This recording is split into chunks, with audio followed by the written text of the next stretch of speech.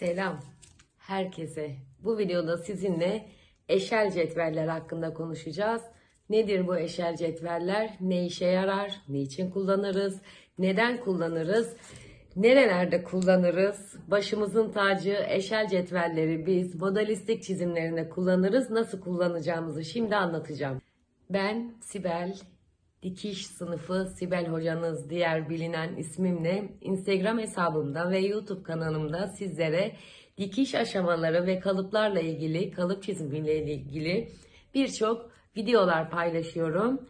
Eğer kanalıma ilk kez geldiyseniz lütfen diğer videolarıma da bakmanızı öneriyorum. Çünkü benim videolarımı izleyenlerin kalıp çizmeyi ve dikiş dikmeye en azından başlangıç aşamasını öğreneceğini ve ondan sonra kendilerini çok güzel bir şekilde geliştireceklerini de iddia ediyorum. Bütün hazırlığımı yaptım. Şimdi sizlerle eşeller hakkında konuşacağız. Bir sonraki videomuzda pistoleler, eğri cetveller, rigalar hakkında konuşacağız. Bunlar ne işe yarıyor, neden kullanılıyor? Yavaş yavaş çekeceğiz bütün videoları. Şimdi eşelle başlayalım istiyorum. Keyifli seyirler dikiş sınıfından herkese. Buyurun. Eşel cetveller metrenin ölçekli olarak küçültülmüş halidir. Kağıt cetvellerdir ve minyatür kalıp çizimleri yapmamıza yarar. Bu elimde görmüş olduğunuz eşel 25 eşeldir. Yani metrenin 25 santimlik bölümünü oluşturur. Şu elimde görmüş olduğunuz büyük cetvelden göstereyim. Şunu da şunun üzerine koyayım. Gördüğünüz gibi 25 santimlik yerine gelen, yani aslında bu bununla aynıdır. 1/4 küçültülmüş halidir. Minyatür çizimler yapmamıza yarar. Neden biz minyatür çizimler yaparız peki? Zamandan tasarruf etmek için, malzemeden tasarruf etmek için. Örneğin şu görmüş olduğunuz elimdeki tayt kalıbının çizimini size anlatmıştım. Geçmiş videolarımda var, bakabilirsiniz. Bu da 6 parçalı etek kalıbımdı. Bunu da Instagram hesabımda paylaştım. Bu iki kalıbın birebir ölçülerde çizilmiş halini yapmadan önce, bütün kalıplar için geçerlidir bu. Önce biz minyatür kalıplarla çalışırız. Yani metrenin küçültülmüş haliyle çalışırız ki giysinin bütününü, tamamını görmek için.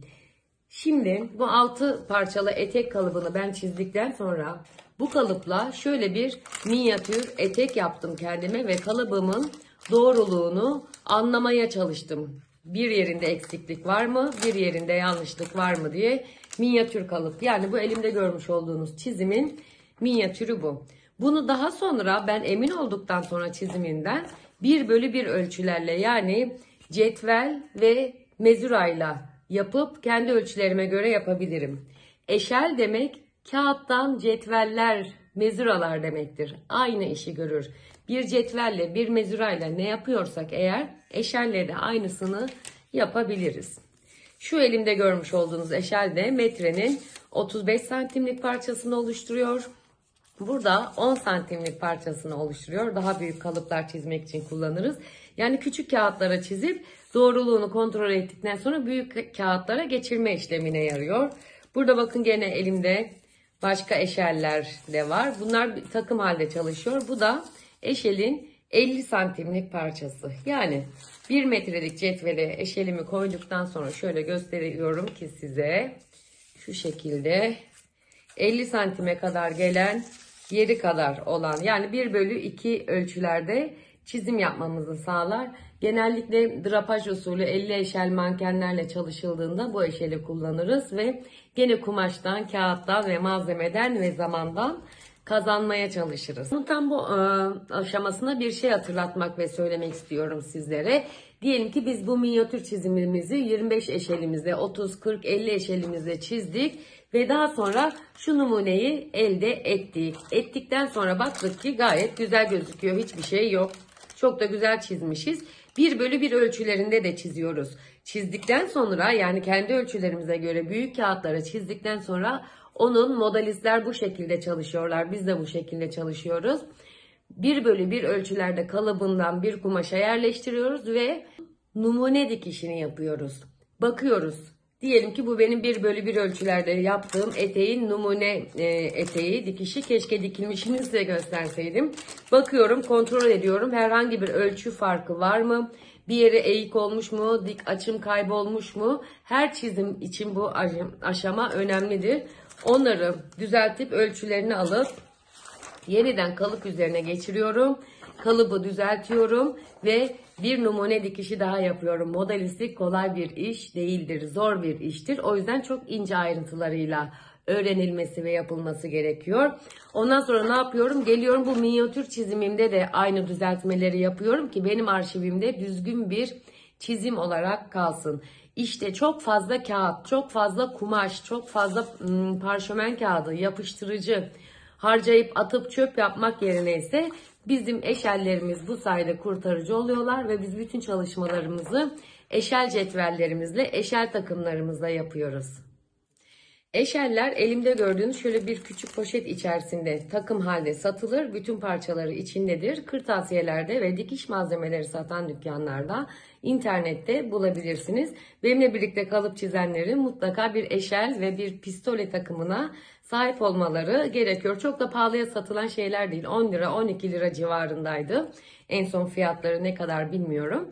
Ben en fazla elimde 25 eşel kullandığım için kalıp çizimlerinde yıpranmasını önlemek için ve sertlik kazandırmak için şöyle bantlayarak sertleştirdim. Bir tane kartonun üzerine yapıştırdım. Yapıştırdıktan sonra bantladım ve elimde şöyle bir sürekli kullanabileceğim ve dayanıklı, yırtılmayacak bir kağıttan 25 eşelim olmuş oldu. Şimdi bu çizimde buradan işte yan boy ölçüsünü aldığımız zaman eşelle ölçtüğümüzde yan boy ölçüsü 87 idi yanlış hatırlamıyorsam. 87'yi buradan ölçtüğümüzde büyük parşömene, büyük kalıba geçtiğimizde de cetvelle veya mezurayla ölçtüğümüzde buradaki ölçünün aynısını verecektir.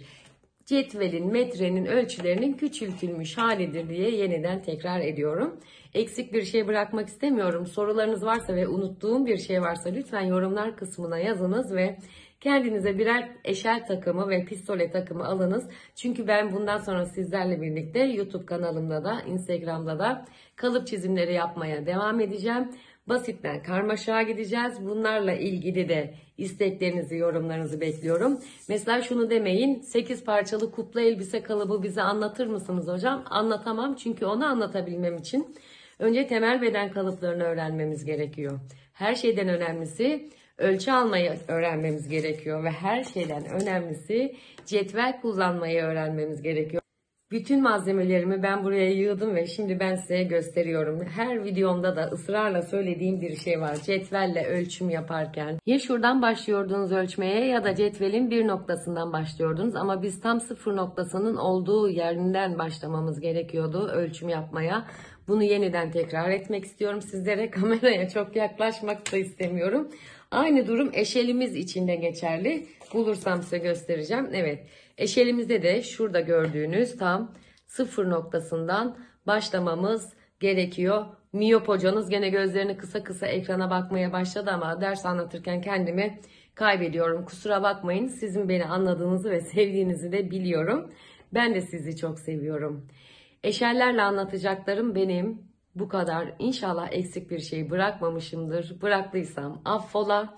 Eğer bıraktıysam da ben videoyu yükledikten sonra fark ettiğimde ve siz yazdığınızda ikinci bir devam videosu çekeceğime söz veriyorum. Dikiş sınıfından selamlar ve sevgiler herkese. Görüşmek üzere.